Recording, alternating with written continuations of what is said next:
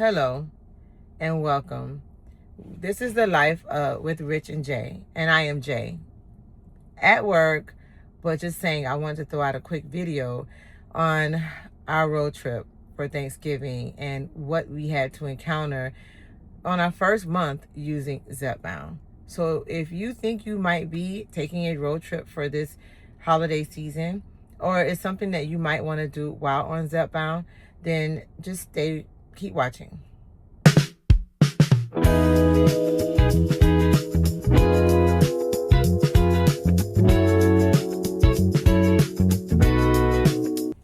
So, quick story is that we were taking a road trip and I had to pick up my nephew to get to our destination. And initially we were going to drive, or we did drive about 4 hours, 3.5 hours to get to my nephew. We stayed overnight and then we drove another 6 hours to get to our destination. On the way back, because of the holiday traffic, we left our destination at about 7:45 a.m. and that was I think Central Standard Time, and we arrived to our home about 11:45 p.m. We did not anticipate this long of a journey. We thought that it would be kind of quick, that we get on the road at 7 something in the morning and we'll be there in the afternoon and we have time to rest, to get prepared for work, and that did not happen. So while on this trip, I found that I thought I was prepared as far as going on the trip, but then I found that I was not as prepared as I thought I was, and I didn't really realize that until it was time to go back. So forgive me, my mouth is dry. Zepbound. It's zepping right now. So for us on the way there, my preparation was super important. And so that's my first tip to you if you want to go on this road trip while using Zepbound. And the first thing I want to say is pack your food. As we all know, when you're stopping on the road and you go to convenience stores or different places, there's very little healthy food, or the options that they do have is something you're not thinking of because it's a quick thing. And so if you pack your food, it stops you from thinking about what do I need to eat. And so I literally packed my food. We ate before we got on the road, and then once we were on the road, I had food for me and hubby. I did not pack snacks, so that was mistake number one. I didn't pack any healthy snacks or any snacks at all, which meant that we probably would have had bouts of hunger. But I did pack with my food and with my meal. I had some strawberries that was left over from my lunch earlier, and so I did use that as a snack. Husband did not use that, but I did. So I did pack my food. Secondly, make sure that you take some sort of refrigeration. So I had a cooler, a very small cooler, and I'm going to insert a picture here. And that cooler is what I had actually taken our turkey in. The turkey fit into that cooler, but I used that as a way to keep my food cold because the turkey was frozen initially when we started our journey. And so I used that as a way to do that. And then when we got to the hotel for our overnight stay, I got ice from the hotel machine. I put it into that cooler, and then I took the rest of the things that I had and I put them in the cooler. So it's important that if you can find a way to take a small cooler or large cooler, whatever that you want to do, depending on your trip, is to take that, put something in there to keep things refrigerated so that you're able to eat on the road and make sure that your food is not something that has to be warmed up while you're on the road. But if it does, you can go to 7-Eleven, you can go to certain places, and they do have microwaves that they allow you to use if you want to microwave your food and you're able to stay on track. So we did do that going there. After we picked my nephew up, we did eat breakfast, and that was a way for me to have some sort of a healthy meal to get kind of full. because with Zepbound, as you know, you don't really have an appetite. And so I felt that if I ate first, it'll help me on the way. So that was my tip number 2. The third thing is make sure that you still continue to drink water. It is very important that you get your water intake in. And just because you're on the road does not mean that those rules do not apply to you. You still need to get your water in, and you need to make sure you continue to flush your system. So I did have a cooler, or not a cooler. I had my little cup. It's my fake Stanley cup.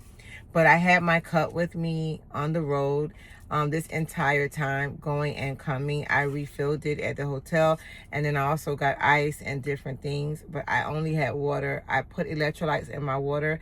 I do that all the time. So I had a box of electrolytes that I bought from Target, just to be sure that I was able to make sure that I drink my water. So make sure you continue to drink your water.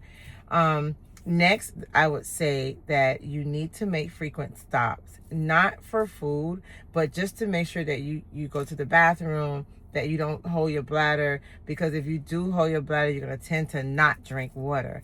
And so I said to my nephew and I said to my family members that I am going to make frequent stops, because I'm not going to go a whole day, or really 2, because going up and going back, and not drinking water. My weight loss is still something that I know is an everyday thing. So that's what I did. I made frequent stops. As soon as I thought I had to go, I went. The next thing is, if you're going to make a stop and you do need to pick up something, try to make the best healthy choices as you can. On the way back, we didn't have an opportunity to pack our food, and we didn't have a turkey to take back, and things like that. So when we did stop, we had to stop, and sometimes we had to grab things quick. I'm going to be 100% honest with you, because this channel and this particular segment is for my accountability. I did not make good choices. I literally I did try to pick up pistachios, which are good. I did not eat the best. I can say that on the way coming back. I think I had a couple of the little Welch's gummy things. If I find a picture, I can show you. That's not the best, because has sugar in it. We stopped and we ate, and let's be honest, when you're hungry, you're not looking for the healthiest choices. And so I'm going to be just 100% transparent in saying that was the reason why I decided to make this video, was because of the fact that I did not plan accordingly for our entire trip. I planned accordingly from home to a hotel, and there was so much more to this trip than home to the hotel. So I actually don't have the answers as to what's the best route to do on a road trip with Zepbound. I could just tell you about my experience, but I think what I have learned from this particular trip was to be patient and to concede to the fact that this is one environment that I might not be able to control 100%. I can control what's going on in me at work, and I know I'm meal prepping and I'm doing these things, and I'm controlling everything around me and what's going in my body, and I know not to stop and not do this. But on a road trip, I felt that I had very little control, very much a lack of control. And so I don't often do road trips. I'm going to be honest about that. I don't often do road trips. I don't see myself doing a road trip any time in the next year, actually, but especially after that road trip. But I'm just saying that if you're a person and you guys drive a lot, and you might want to take a road trip with your family, or you want to maybe just take a little quick weekend road trip, Zepbound and traveling is one thing, but Zepbound on a road trip is something totally different. And so I do plan on putting out my video about our first month on Zepbound, and what our results were, and also what our results were from our Thanksgiving week, because what happened in our road trip actually impacts what happened during that week. And so it's super important that I let you guys know about what happened during that entire week and what my results were. I am currently in week 4, so I cannot wait. I'm excited to find out what my results are from week 4, and whether I was able to continue my weight loss. Did I gain any weight? Those are things I just can't wait. So that is coming up. If you like what we're saying, please comment. subscribe, like this video. It's super important to us because I decided to kind of pivot a little bit from my regular content to this, because I know that I needed the support and there were so many questions that I had, and I just wanted to find someone that was going through the same thing with me. And if you are also on this same journey, please comment and send some encouraging words or some ideas about what we could have done or should do on the next possible probable road trip, because that would have helped for us to know those things, or someone else that may be looking for those answers. So don't forget to subscribe, don't forget to comment, and don't forget to like this video. Thank you, and I'll see you on the next one.